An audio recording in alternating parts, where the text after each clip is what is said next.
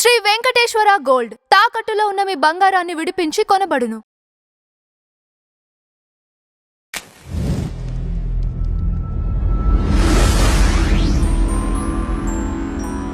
గురువుగారు, ఇంట్లో చెప్పులేసుకొని నడవచ్చా? మంచి ప్రశ్న వేశారమ్మా. ఫస్ట్ ఆఫ్ ఆల్ ఏంటంటే అది డిపెండ్ ఆన్ వాళ్ళ యొక్క పరిస్థితి బట్టి. అసలు ఇంట్లో చెప్పులు వేసుకొని ఎందుకు నడుస్తారు?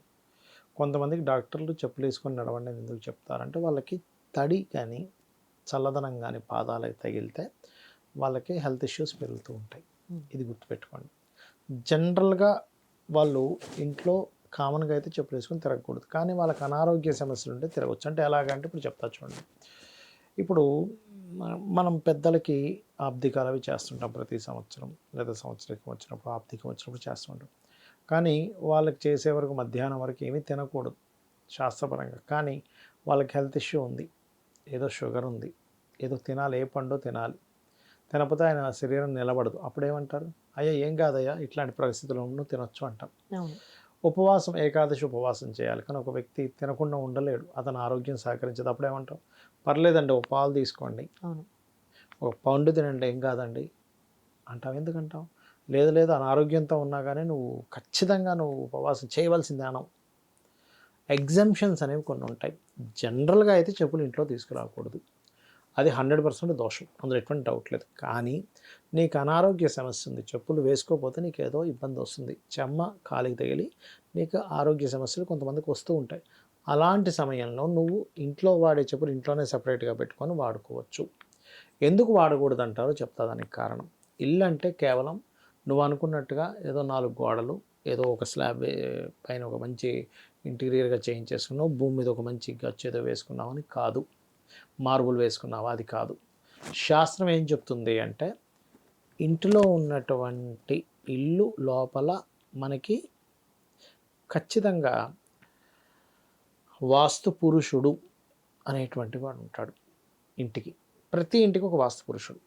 అలాగే ప్రతి ఇంటికి 32 మంది దేవతా ఆసురులు ఉంటారు. 45 మంది అని చెప్తారు, 32 ఇవి ఉంటాయి. అంటే 8 4 32, 4 వైపులా 8 పదాలుగా 32 పదాలు ఉంటాయి. మళ్ళీ అక్కడ 45 మంది దేవతాసులుగా చెప్తూ ఉంటారు. అంటే ఏమిటి? ఒక గృహానికి ఖచ్చితంగా ఒక్కొక్క జోన్ అంటారు. అంటే 16 డైరెక్షన్స్లో ఉండేటువంటి జోన్స్కి, అంటే తూర్పు, పడమర, ఉత్తర, దక్షిణం చాలామంది తెలుసు. ఈ 4 జనరల్గా అందరికీ తెలుసు.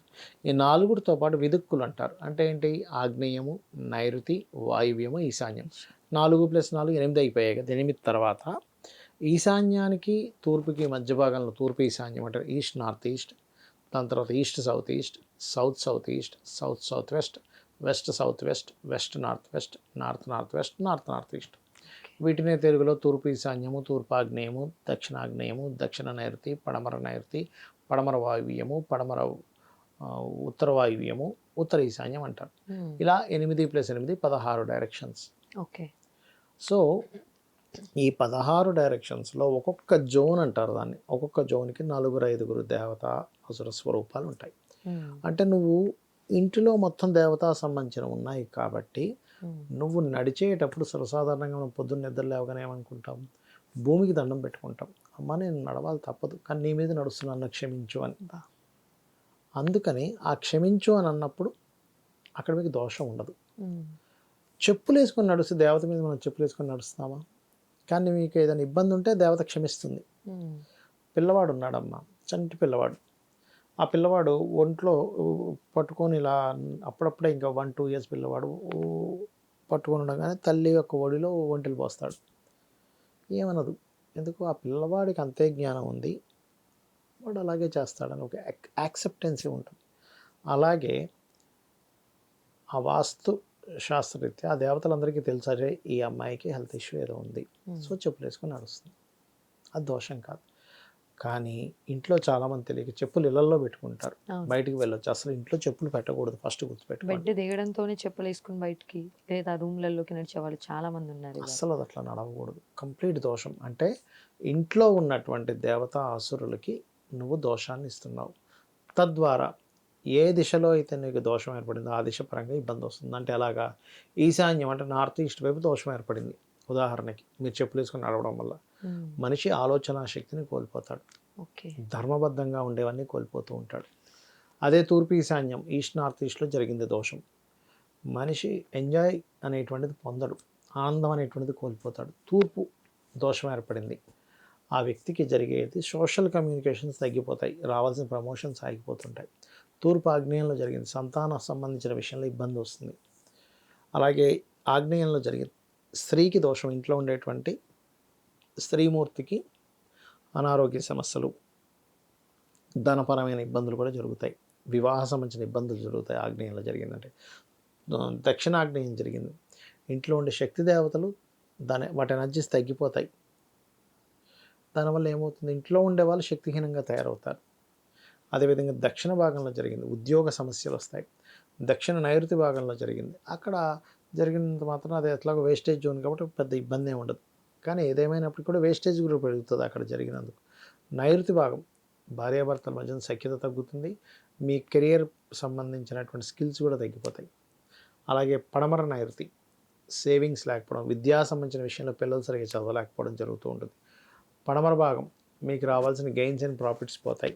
పడమర వాయువ్య భాగం డిప్రెషన్లోకి వెళ్తారు. వాయువ్య భాగంలో దోషం ఏర్పడింది, ఏమవుతుందంటే హెల్త్ ఇష్యూస్ వస్తాయి, అదేవిధంగా మానసిక స్ట్రెస్ పెరుగుతుంది. ఉత్తర వాయువ్య భాగం ఇద్దరి మధ్య ఇంట్లో ఉండేటువంటి భార్యాభర్తల మధ్య నుండి అట్రాక్షన్ తగ్గిపోతుంది. మీరు ఏదైనా కంపెనీ పెట్టారు లేదా ఒక షాప్ పెట్టారు, అక్కడ ఉండే అట్రాక్షన్ తగ్గుతుంది. ఉత్తర భాగం కుబేరుడు అనుగ్రహం తగ్గడం వల్ల మీకు డబ్బు నిలవదు. ఉత్తర ఈశాన్య భాగం హెల్త్ ఇష్యూస్ వస్తాయి. ఇలా ఒక్కొక్క భాగంలో మీరు ఎప్పుడైతే మీరు చెప్పులతో నడవడం ఎక్కువగా జరుగుతూ ఉంటుందో అక్కడ ఉండేటువంటి దేవత అసుర స్వరూపాలు ఏవైతే ఉంటాయో వాటి ఆగ్రహానికి మనం గురవడం వల్ల ఈ దోషాలు మనం కొని తెచ్చుకున్న వాళ్ళం అవుతాం. అది థ్యాంక్ యూ గురువు గారు. శ్రీమాత్రే నమః.